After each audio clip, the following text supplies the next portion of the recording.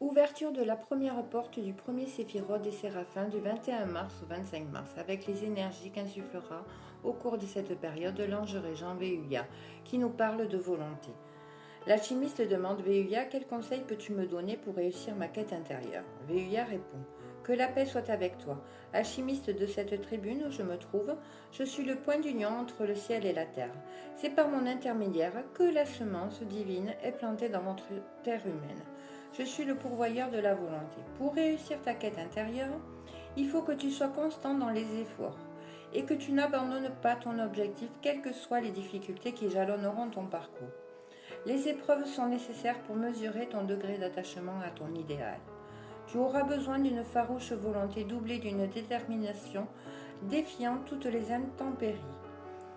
Approvisionne-toi suffisamment de mon nectar. Il t'appartient après d'orienter ta volonté dans le sens du bien. Trace en toi le cercle sacré qui prend son point de départ chaque jour au lever du soleil en t'adressant à moi. Chaque jour, je te montrerai un autre visage de l'unique principe que je suis.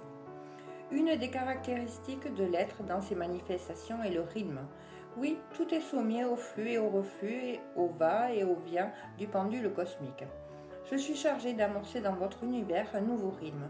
C'est pour cela que tu me trouveras au premier plan de tout ce qui commence, de tout ce qui prend un nouveau départ et qui nécessairement connaîtra son apogée.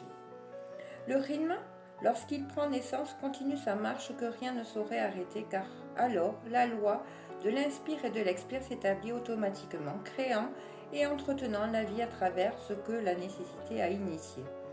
Ainsi, de manière récurrente et évidente, mes multiples facettes apparaîtront pour porter à terme ce que tu as initié. En cette période, tu dois, comme moi, débuter de nouvelles entreprises. Tu dois aider et soutenir tous ceux qui veulent entreprendre quelque chose de nouveau.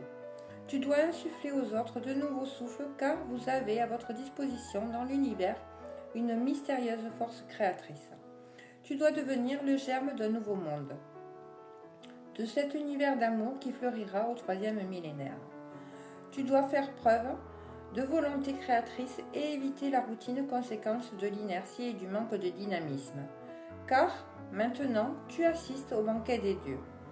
Abandonne tes incertitudes, tes idées fixes et utilise cette période pour commencer tes projets. Car lors de la pleine lune en signe du taureau, lorsque l'auréole lunaire apparaîtra dans le ciel, nous poserons notre signature sur ce que tu aurais commencé et nous t'aiderons à l'achever.